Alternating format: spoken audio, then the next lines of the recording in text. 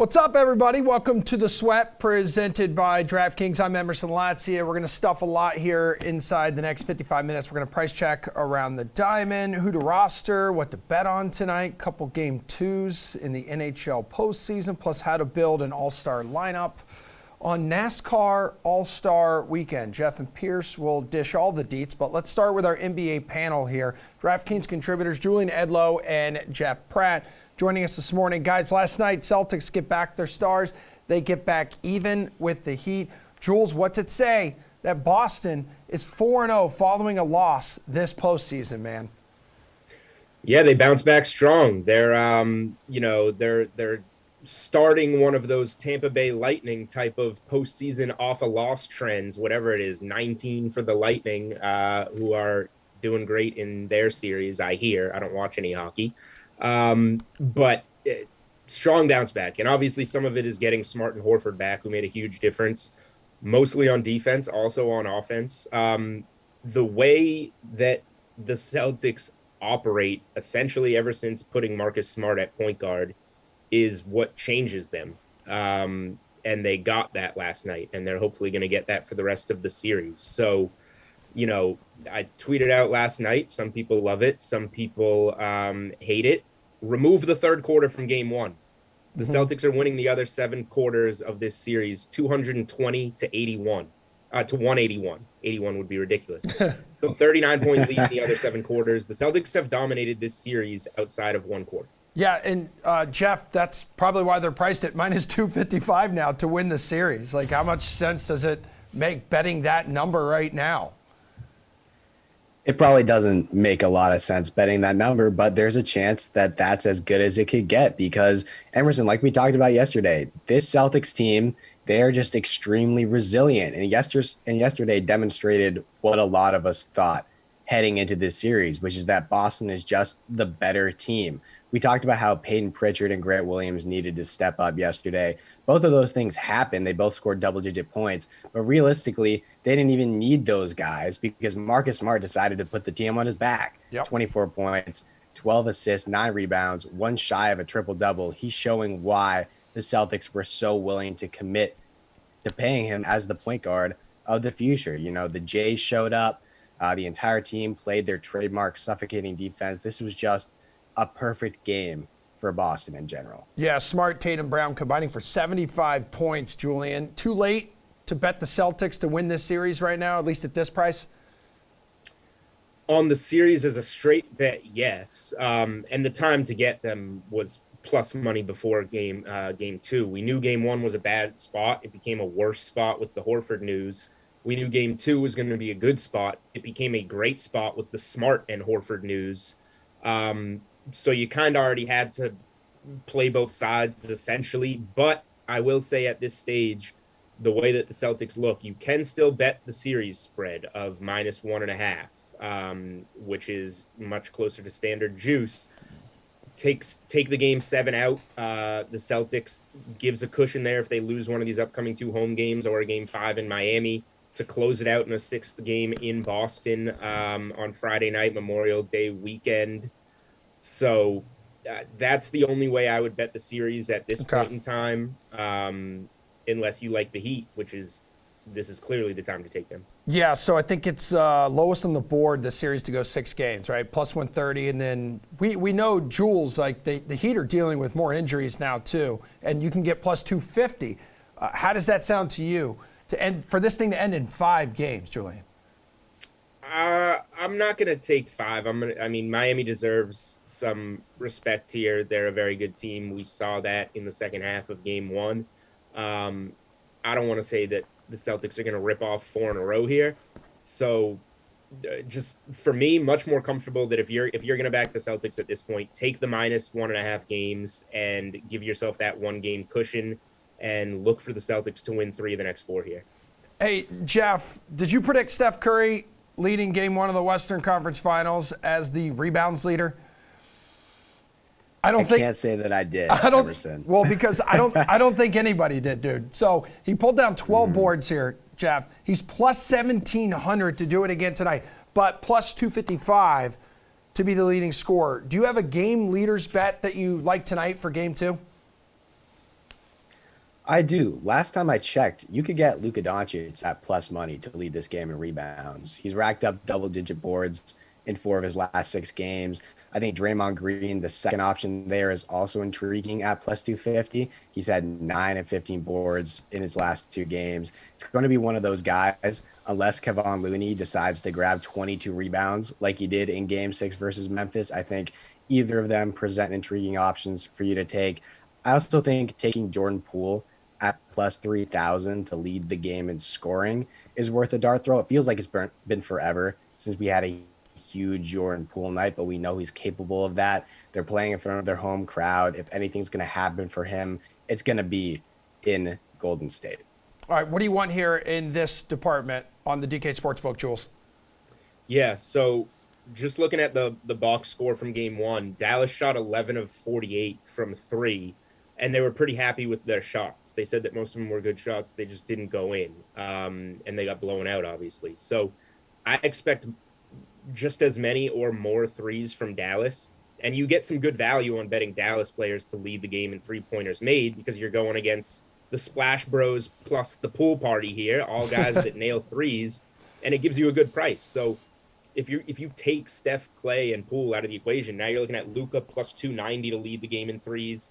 Guys that we know Luka's going to be dishing to, Reggie Bullock plus 750, DFS plus 950 to lead the game in threes. I don't know if I'm going to bet these, but like for a dart throw, I really like those guys to lead the game in threes because I think both DFS and Reggie Bullock could take 10, 11, 12 threes in this game.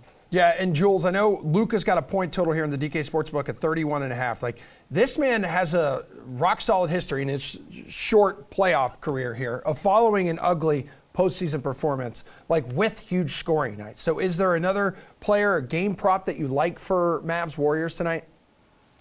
Yeah, I don't know if I'm going to bet any Luka props. We probably need to find out if he's having any more breakfast beers out in the Bay before this game. That's such a Julian Edlow move.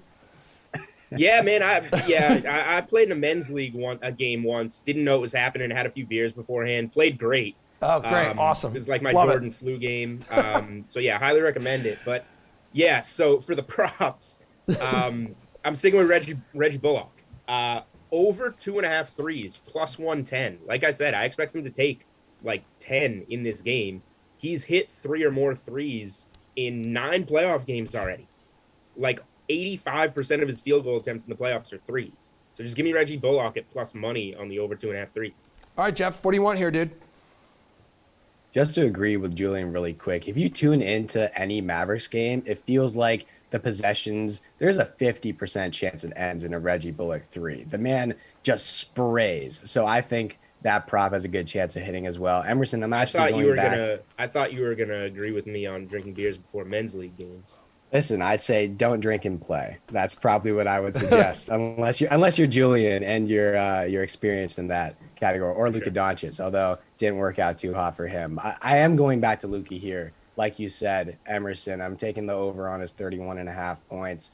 I'm not overthinking this one. He's hit that over in 2 of his last 3 games. He's playing some of the best basketball in his career in the playoffs. Elite players, they're able to bounce back after poor performances. The Mavs know that they need the very best from him. He knows that Dallas needs the very best from him. I expect a much more composed Luka Doncic to show up tonight and for him to get on the board. Yeah, so just a couple examples there, too. Game 3 of the first round of the 2020 playoffs here, Jeff. Luka, 13 points. In Game 4 of that series, exploded for 43. Last year in Game 4, put up 19 points against the Clippers. And then a pivotal Game 5, exploded for 42 points. So, again, has a nice little track record here of bouncing back. Tonight, Julian, Warriors currently 6-point favorites on the DK Sportsbook. Game total 214. What's the bet tonight? Warriors come out to play. They're too good right now, and the matchup is too good against Dallas. I expect the Mavericks to be better. Like they're not going to get absolutely mopped like they did in Game 1, in my opinion. But just like that death lineup, the way that Golden State matches up with Dallas is near perfect, and they can afford Luka Doncic to go off and still play well unless, Dorian Finney-Smith and Reggie Bullock don't just hit 3 threes each. We're talking like 5, 6 each, and you get good games from Brunson and Dinwiddie. That's what it's going to take. So I think the Warriors separate here and get another cover at home. What do you think, Jeff? Yeah, I completely agree. I'm expecting this series to play out somewhat similarly to the Suns matchup for Dallas. Dallas is going to drop both games on the road simply because they're just not as good as the Warriors. They don't have enough firepower to keep up with them offensively. I think they'll win game 3 at home. Not sure about game 4. We'll go from there. But I'm not expecting a massive blowout tonight. Just like Julian said, I don't think Dallas, they're not going to get embarrassed. Luke is going to come. He's going to come out to play. He's going to bounce back. But the Warriors just have too much offensively and defensively, where we talk so much about how good this Warriors team is offensively and the ball movement, but they are still one of the best defensive teams in the league, and they're showing it at times throughout the postseason. It's just all about when they show up and decide to play. I think the Warriors should cover tonight, but we're talking probably about a 10 to 15 point loss, not a 30-point loss. All right, Jeff, real quick before we wrap things up, game 3 tomorrow night. Heat, Celtics shifting over to Boston. We already mentioned tied 1-1. Boston opening here is 6.5-point favorite. Which early bets have your attention? Yeah, I think you have to like the Celtics to cover a little bit heading home after a blowout in Miami. I'm just not sure the Heat have enough to keep up with Boston offensively. That was my main concern for Miami entering the playoffs. They kind of pushed that away the first 2 rounds. They only had 2 guys averaging over 20 points per game entering the postseason. It was Jimmy Butler and Tyler Hero, and both of them were just barely squeaking over 20 points. They hang their hat on the defensive end, but so does Boston, and the Celtics have an elite offense. So I think the C's should cover, and for player props, I'm honing in on Jason Tatum points and Marcus Smart assists. I don't think we have the numbers for those yet, but Tatum's line usually sits around 27 or 28.5. He had 27 last night, but only had to play 32 minutes because it was a blowout. And then Smart's assist prop usually sits around 6.5. It might get bumped up a little bit because he's been playing so well, but if it sits there, he's gone over that in 3 straight games, easily clearing it in his last 2. So I like all 3 of those props. Hey, Jules, quick for me, dude. Yeah, I like the Celtics. The way that they're playing right now, the dominance that they've displayed outside of that third quarter, they're getting healthy. Miami now has PJ Tucker hurt, can't get scoring outside of Butler. Brendan Glasheen actually had a good tweet. Bam Adebayo is averaging half of what he did in the conference finals 2 years ago. Yeah, nobody cares. I'm trying to give the guy credit. No. It's Friday. Anyone hungry? Yeah, I mean, like, it's not hard to have a good tweet when all you have are bad tweets. But I did see that, and actually I selected on Twitter, show less tweets from Brendan Glasheen. I just don't care. Is that an option? I need to do that. It is. I'll text you and show you how to do it later. Jeff, enjoy your weekend. Jules, hang out, though, because we do need to talk some bets for the NBA draft, which is about a month away. We have MLB DFS plays, though, in the discussion coming up next.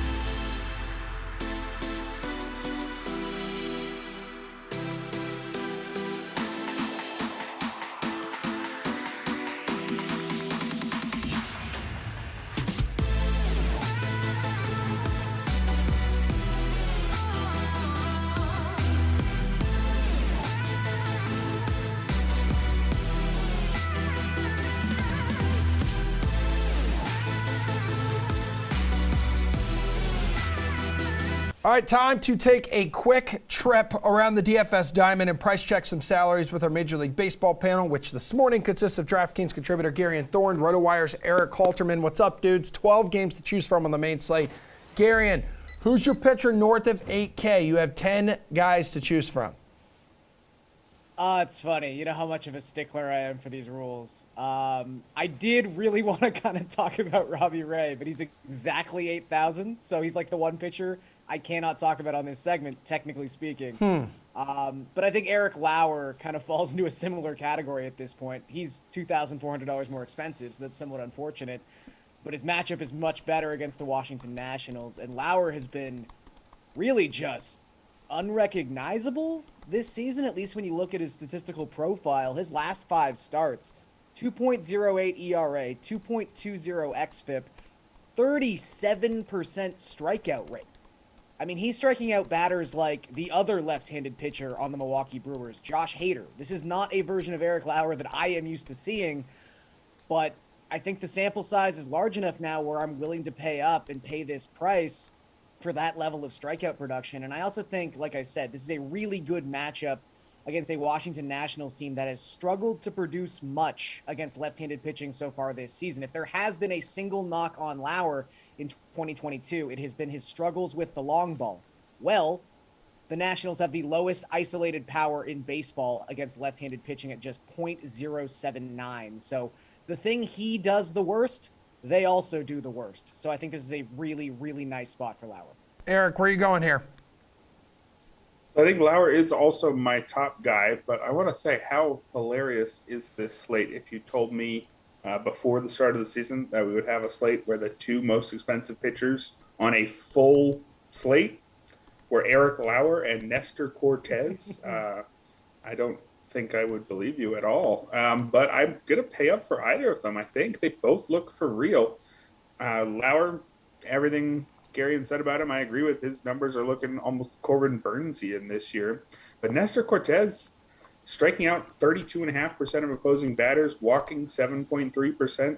He's not going to keep his 135 ERA, but all his ERA estimators start with a 2. This is a legitimately excellent start. Last year, he showed some signs of this, but not nearly to the same extent, and he had a very low ground ball rate. This year, it's just a normal low ground ball rate at 36.3%. I don't love the matchup against the White Sox compared to Lauer's matchup, which is why I would take Lauer number 1. But I have a feeling people will lean that way in general, and if you want to go with the second best option for a similar price, I don't think you're much worse off with Cortez. All right, Gary, and pitcher under 8K. If you want to talk Robbie Ray, like, you are more than welcome to. Like, when we say north of 8K, you could probably start at 8K. Like, we like you enough, you know? Oh, that's nice. I like that.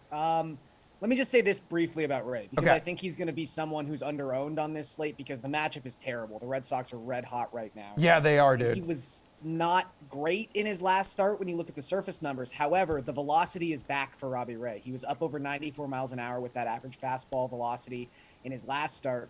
The 3 starts he's had this season where his fastball has averaged over 93 miles per hour, he struck out at least 9 guys in all 3 of those starts. So if he truly has his velocity back, he's at least the version of Robbie Ray last season where, yeah, he might give up 3 home runs. You just cross your fingers and hope they're solo home runs, and you live with the 9, 10, 11 strikeouts that he might get you. So that's just really the one thing I wanted to say about Robbie Ray. Okay. I think a guy who's kind of in like a similar spot, someone with a lot of name recognition but has not really had the stats so far in 2022, who is just much cheaper than I would have expected him to be, to kind of to Eric's point about this slate being turned upside down from our expectations of 2 months ago. Luis Castillo, he's only made 2 starts since coming off the IL. Neither has been particularly pretty. He has not generated a lot of swinging strikes. His fastball velocity is not quite where it was the last couple of seasons, but he's just $7,300, and the Blue Jays kind of stink right now, at least offensively. In the month of May, a .107 isolated power, that is only better than the Oakland Athletics among American League teams. They have a .277 WOBA in the month of May. That is the 4th lowest mark in all of baseball. I mean, there was the perception coming into the season that you should fear the Blue Jays lineup. Right now, that's just not the case. So I think taking a chance with a high upside lotto ticket like Luis Castillo is a really nice thing to do on Friday. Eric, where are you going under $8,000 on the mound? Yes, a pretty uninspiring group here, though I guess that's why they're under 8,000. The only guys who I'd normally have some interest in would be somebody like Castillo or Ranger Suarez or maybe Carlos Carrasco, but they all have tough matchups. I know Gary laid out a case for maybe why Castillo's matchup isn't as bad as it should be. I'm still pretty scared, though. So in this group, I actually like Chase Silsif. And I can't claim to know a ton about Chase Silsif. He's not a huge prospect. He was an 11th round pick last year, and he's reaching the majors after 7 professional starts. But he really seemed to break out at the AA level this season. 37.4% strikeout rate against a 7.1% walk rate. Earned him a promotion to the big leagues last week, and he only went and threw 6 shutout innings in his major league debut. The one downside here is that debut did come against the same team he's facing tonight, which is generally helps the hitters. But how much does it help when those hitters are the A's hitters? It's not a very good lineup at all, and that's a huge understatement. They ranked last by WRC Plus. So I wish they didn't face him last week, but even still, given a matchup this good, given what he's shown in a very tiny professional sample, I think I'd take a chance on him at 7,800. Yeah, it looks like his name is all over a lot of these DK Nation articles for a value play tonight. It'll be just his second career start. Let's go to dudes who swing good wood. Garion, an infielder north of 4K, please. So I'll say this guy's my favorite infielder on the slate, but you do have to be a little careful because apparently it's snowing in Denver. Yeah, dude. Actually, it's true. I have a weather guy, I'm not kidding you, who works for CNN, who just texted me on a group chat with one of our buddies who lives out in Denver and is like, enjoy the snow in May. Look, I live in Toronto, so if I'm appalled at your snow in May, you know you've got a problem. There's a chance this game doesn't play, if we're just being perfectly honest. But if it does play, the Mets are just scoring runs like few other teams right now. So I think you can really just attack the top of their order, specifically with the left-handed bats. So far this season, they've given German Marquez the most issue. Lefties are hitting 320 with a 404 WOBA against him in 2022. So I know Francisco Lindor has cooled down considerably from his hot start to the season, but he's just $5,100 at Coors Field. I think if this game plays, Lindor is one of the better dollar-for-dollar guys on this slate. All right, Denver is bracing for as much as a half foot of snow. Eric, infielder north of $4,000, please. I didn't have to text any of my CNN buddies for this one, which he texted me, dude. It's like you speak it into existence here. All right. Well, if you want to start name dropping, we can just do that. Yeah. But anyway, my top pick here in this category, Josh Donaldson at 4,600. 3 homers in his last 7 starts. So he's on a roll lately. He's been pretty good all year, hitting 252, 361, 439, which, of course, is much better this year with the lower run environment. His underlying stats look excellent. 90th percentile average exit velocity, 86th percentile barrel rate. He'll get the platoon advantage here against Dallas Keuchel, who the Yankees just faced last week. Keuchel's got an ERA north of 5, just like he had last year, and I think he's just done. I don't think he can be starting for a contender much longer. I kind of doubt he ends the year in the White Sox rotation. Just one more strikeout than walk this season, a 12.5% strikeout rate against an 11.7% walk rate. I want to be loading up on Yankees here. The only thing that would stop me is that I think everybody else is going to be doing the same thing. Eric, we'll end with this. Hook me up with a value hitter. A value hitter, let's go with Nick Castillanos at 3,800. I was surprised to see him this cheap, but actually he's been even cheaper last few days. And I don't totally understand it. He hasn't been as good as he was last year, hitting 271 after hitting 309 last season.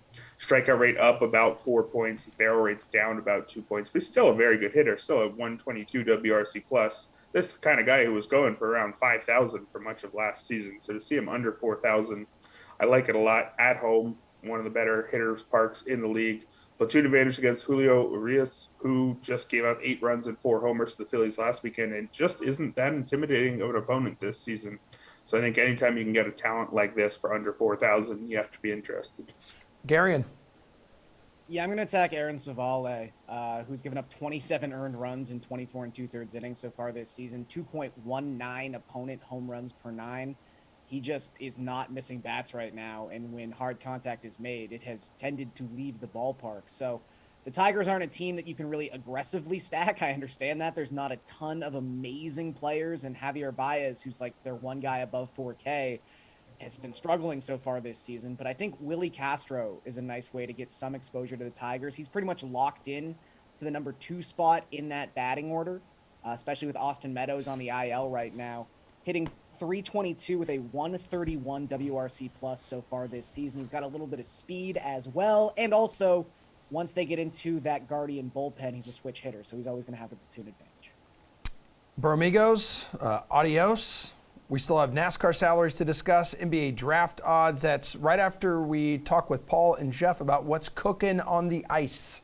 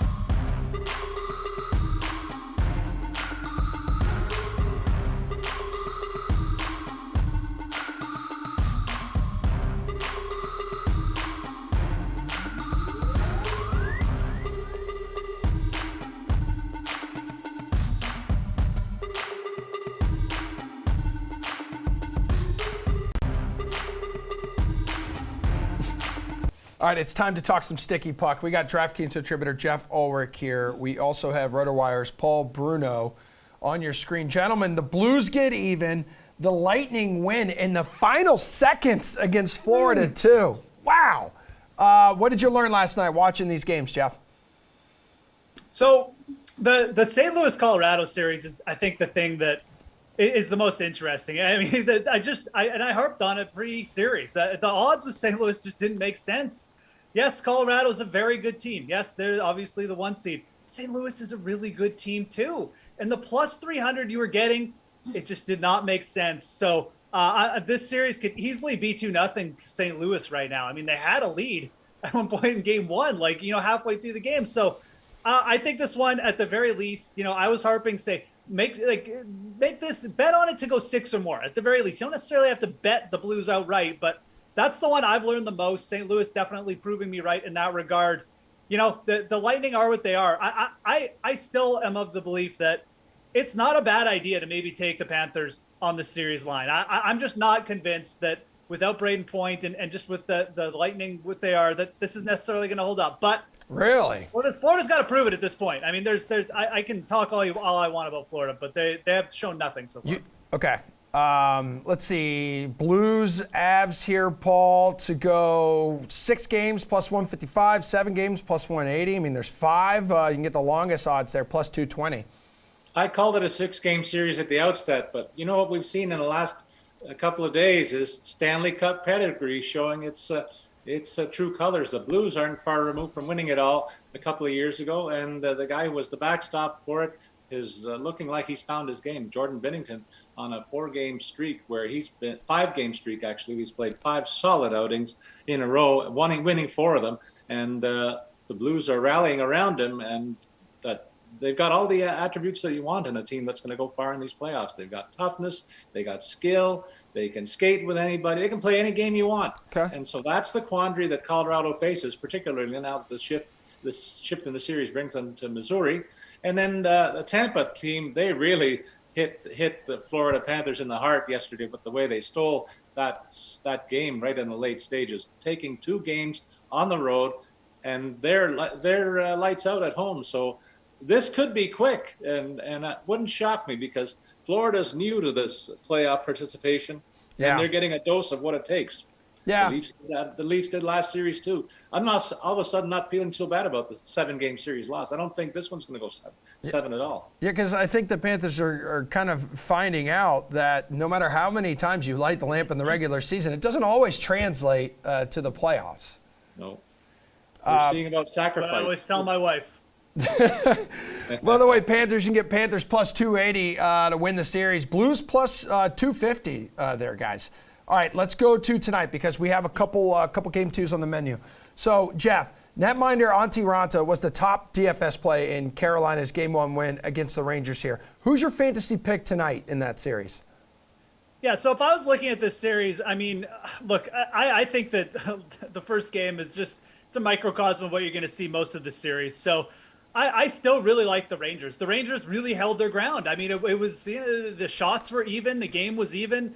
They got a bad deflection in overtime, and they lost the game. It's really nothing to be concerned about or nothing to be, to panic about if you're a Rangers fan. You actually like the fact that they played this team this close. Igor Shesterkin is where you should be going.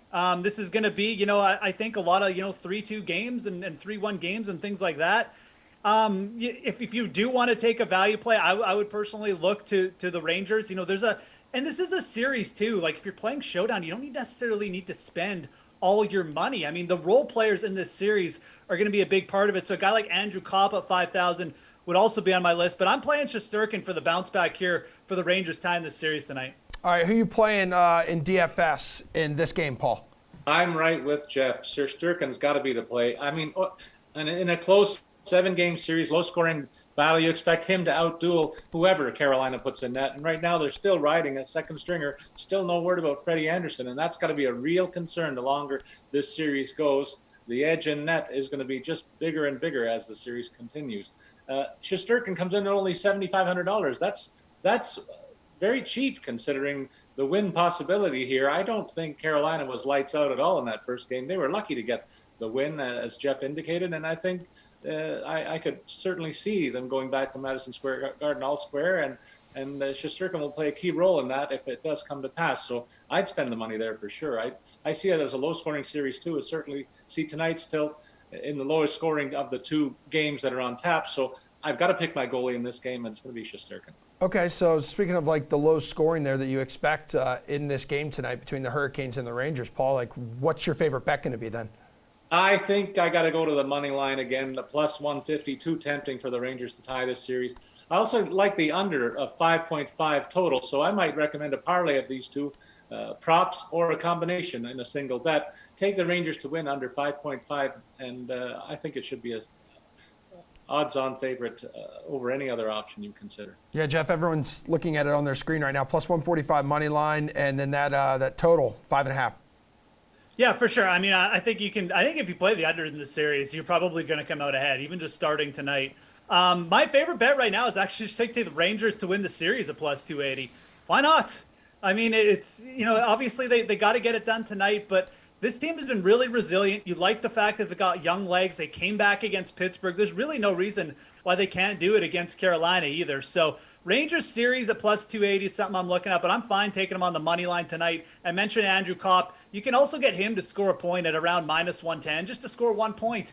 He basically averaged over a point per game in the first series, held off the score sheet in the first game, but I mean, I think that's a pretty good line right now that you're getting on Kopp. Again, just a big part of their top 6. Great addition by them. He's just fit in so seamlessly with the Rangers that I think you keep riding his prop total when you're getting odds like that. Yeah, let's not forget Rangers started well in the first period, and it wasn't until the third where the game kind of just turned on its head there. There is the second one tonight is Game 1. That was that 15-goal barn burner that we saw in Alberta between the Oilers and the Flames. So it's Game 2 tonight here. Who's putting the biscuit in the basket, Jeff? Who's your top DFS play in this game? I mean, yeah, this is, this series is going to be an absolute roller coaster. I mean, mainly because it's the Oilers and they're basically just a manic team.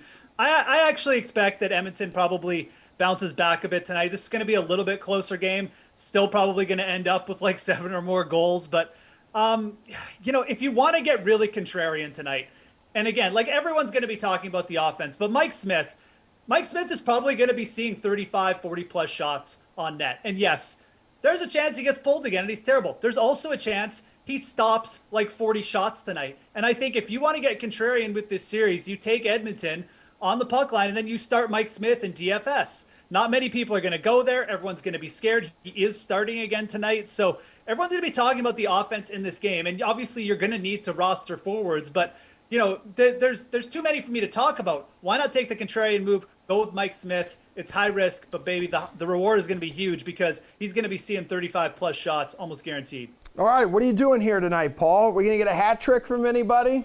Well, I called the hat trick for Tkachuk in game 1, if you'll recall. Oh, yeah. I also trust Markstrom to keep the Oilers under a touchdown tonight, but we'll look to other top skaters in front of him for my Calgary stack. I think I'm going to stay with Calgary in the second game tonight, looking for their big line to have another good evening. I don't think Edmonton has a way to stop them. Their defensive structure just not there, and I can't trust Mike Smith. I'm sorry. Likable guy. I like the fire in him, but boy, when he starts giving him up, he gives him up in bunches, and I just can't trust him. So I'm going to just go all over Calgary in this one. I like the look of Noah Hannafin on their blue line, too. Nobody's really talking about the fact that he's kind of taken over the power play quarterback role over Rasmus Anderson, and he's looked really good doing it. And you mix the good fortune that he's had on offense with the fact that he blocks 2 shots on goal a game, and his floor is really low for the price tag that he offers as one of the top blue liners on the board tonight for my money. All right, well, take us over to the DK Sportsbook, Paul, for Flames and Oilers. What is going to be your bet in this one? The total currently just a measly 6.5. Well, you know what? They've hit the over big time in 4 of the 5 games between the two teams, and I don't see the goaltending stopping them enough to make that a good bet even on the underside. I don't think there's any value on the over-under tonight. In fact, I'd rather go to the puck line, giving up the 1.5 goals and see the Calgary Flames take a 2-0 lead in this series with a 145 payout.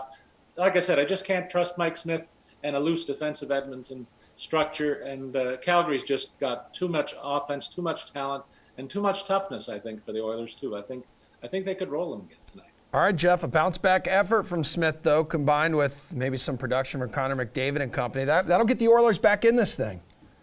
Oh, absolutely. I mean, that's it's what they need. I mean, if Mike Smith doesn't bounce back, the Oilers just will not have the confidence to overcome what is a tough checking Calgary Flames team. But if they do get that, again, on the flip side, and I think Mike Smith has shown like he's already done it. He's bounced back from bad performances, from bad gaffes really quickly. So I really don't hate taking the Oilers on the money line tonight. If you want to play, if you just don't like that, I also think looking at some of these props down in the lineup, I mean, we're going to get a fast back and forth series. And, there's some really nice lines that you're getting, especially on the Oilers. Like when you go down their lineup, like a Jesse Pulpuyarvi or Kyler Yamamoto and even Ryan Nugent-Hopkins. All these guys are plus 300 or bigger to score a goal. Why not take 2 of them? Why not take like Yamamoto and Pulpuyarvi? And one of them scores.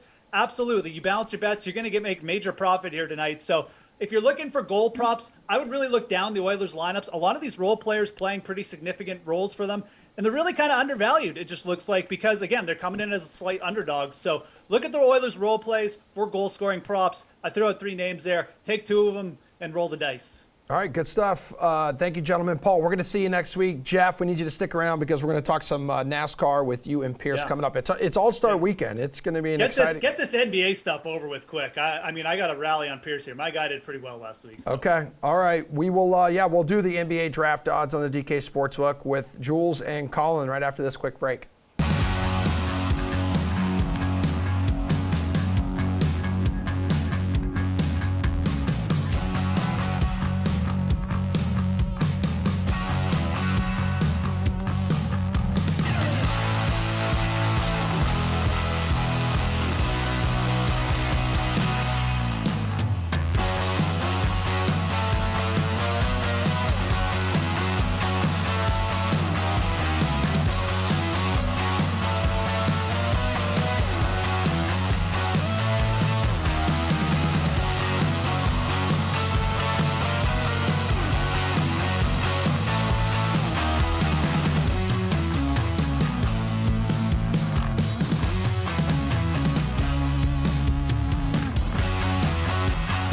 All right, the NBA draft lottery is behind us. The actual draft is a little more than a month away. It's going to arrive on June 23rd. The Magic winning the number 1 pick. Thunder are going to take second. Rockets settled in at third. Kings have the fourth. We got some bets to discuss with these two gentlemen, DraftKings contributors Julian Edlow, Colin Sherwin.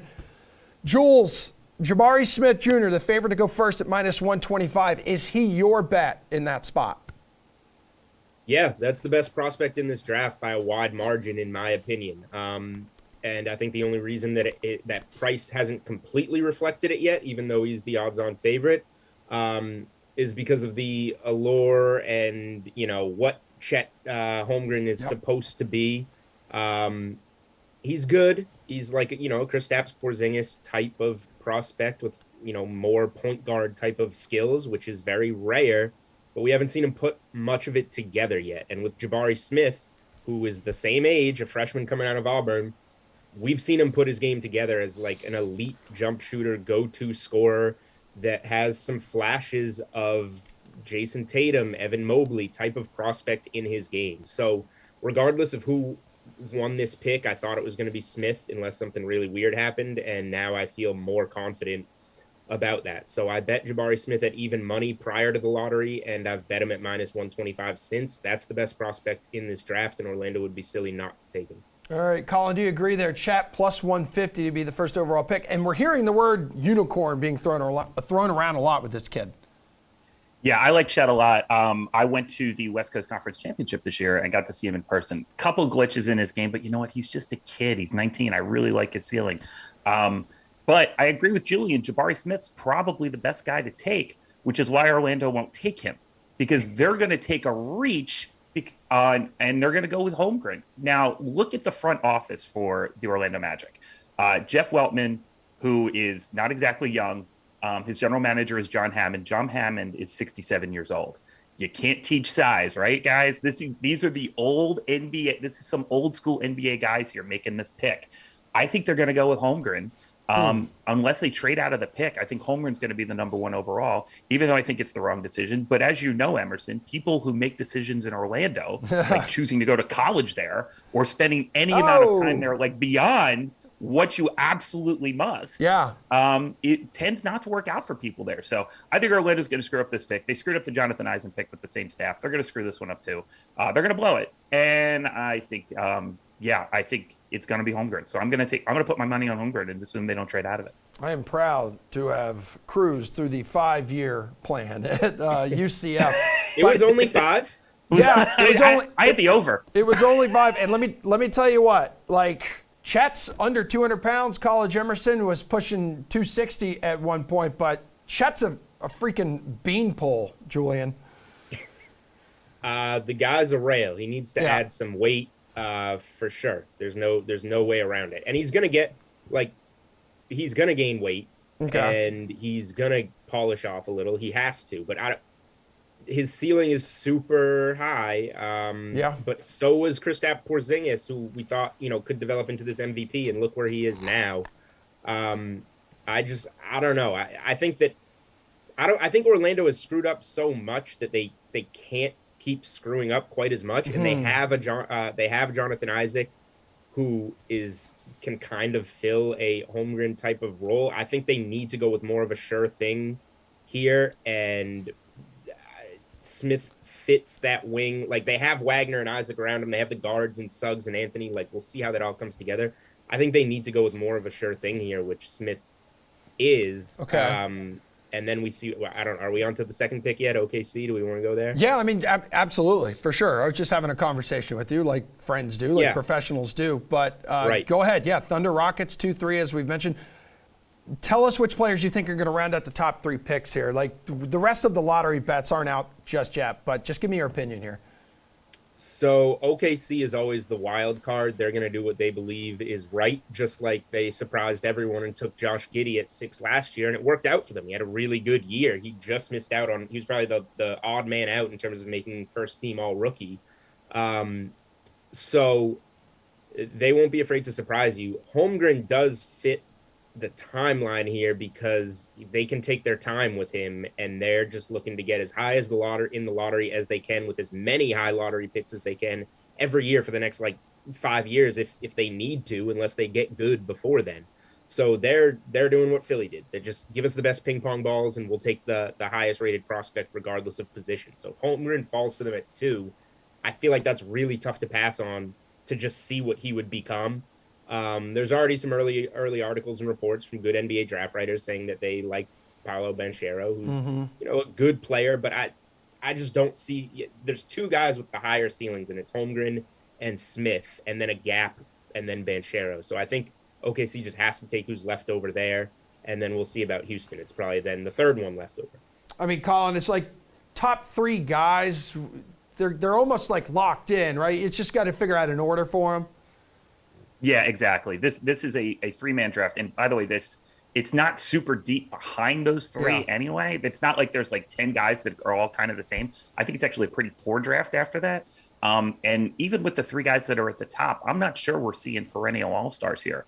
I like Banchero a little bit more than Julian does. I think what we saw him early in the year, particularly in that game against Gonzaga in Las Vegas, where Duke hadn't really figured out who they were yet. He was athletic, explosive. He could make the 3. He was really doing things on both ends of the court. And it seems like the Duke system, which is the Duke system under 4 years of Coach K, really took some of the flash and shine out of his game. He was sort of being asked to be like 1 of 5 instead of being somebody special. I think he's got that special athleticism in him. I think he could be a really, really good player in the league. So how you rank these guys 1 through 3, the thing with Smith, though, is he's 6'10" and he shoots 42% from 3. Like, that is really hard to pass on. So I still think Orlando makes a mistake and goes with Holmgren at 1. The analytically inclined, both teams, Rockets and Thunder, are pretty analytically inclined. I think they'll go Jabari 2 and Banchero 3, just because a 6'10" guy who can shoot the corner 3 and defend like Smith does. That is like the elite 3-and-D guy in the league. So I think that's kind of the model that they're looking for. So we'll see what they do. But yeah, it's 3. And then after that, you're really kind of rolling the dice a little bit here. Okay, so not a super deep draft as you've mentioned, Colin, but how about a guy you could see potentially climbing draft boards and could surprise some of us come draft night? Maybe not crack the top 3, but I don't know, move up a little bit. I think Benedict Maturin at Arizona really is. I went to that Pac-12 championship game as well, and I went to some of the Pac-12 tournament. He really stands out on court. Super athletic, some amazing highlight dunks on the season. Defensively, kind of drifts a little bit, but somebody's going to see the ceiling on this kid and try and give him a shot. Can shoot it a little bit. Actually shot better his first year in college than his second year from deep. As he played more minutes, that part of his game fell off a little bit. But again, this is what the NBA has become. It's become 5 guys who are all interchangeable, who can defend and switch and play 1 through 5. And that's what I think Maturin can be. I think he fits that role. I think he could be an upper echelon player in the league. I'd have him 4, but we'll see what the league does. But he's my pick. I really like this kid, and I think he's sort of being somewhat undervalued at this point. I understand why, though, because quite frankly, defensively, there are times that his head just doesn't look like it's there. Jules, who could surprise us come draft night on June 23rd? Yeah, we're going to get to the top 10 in the next question. So we're actually going to skip the last question. So we're skipping it? All right, throwing it all tight on together time. Here, I do disagree with Colin in some ways. Like, there is a fall off, but I think there are some other good guys in the top 10. And for me personally, like, passing on Chet Holmgren to take a guy like Jalen Ivey is the type of thing that would get you fired. Yes. I think that I would say Jaden Ivey, for me, in 5 years, is going to be the second best player in this draft. I think he has the potential to be a Ja Morant. I think that he will be better than Chet Holmgren. That can make me look dumb. I wouldn't take him over Chet Holmgren because you have to explore that upside. I just think he's not going to get all the way there, and a guy like Jaden Ivey can be close to a Ja Morant. So if you get Jaden Ivey at 4, 5, 6, I think that's great. I agree with Colin with the shooting guard from Arizona. If Jabari Smith doesn't go 1, he's the steal of the top 10. But a guy at the back end that can jump up that I like, there's 2 Jalen Williamses in this class. Not the big from Arkansas, the wing from Santa Clara. He's projected in the 20s right now. I think he'll be a lottery pick within a month, and somebody's going to be pretty happy with him. All right, man. Well, I am happy with you and your performance today. You as well, Colin. Thanks. You two are free to go. We're going to bring it home with Jeff and Pierce. We are talking NASCAR All-Star Race, DFS, and bets that they like right after our final break here.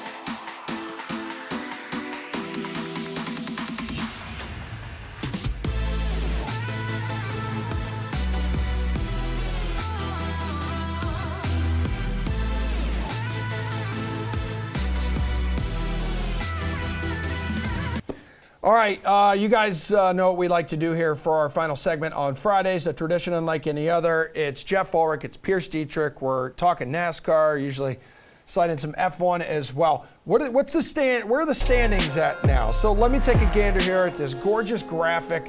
Last week, I can't remember who you guys picked, but damn, Pierce is really up right now. 455 DK fantasy points to Jeff's 321. What happened last week, Jeff? I picked Chris Bell, and he was 5th, and our Chris Bell top 5 pick landed. That's what happened. I don't even know who Pierce picked. I can't remember. So did you make up some ground last week? I don't know, man. I can't remember what the hell happened yesterday. I can't remember who Pierce picked. All right. Let's just It's on the next week.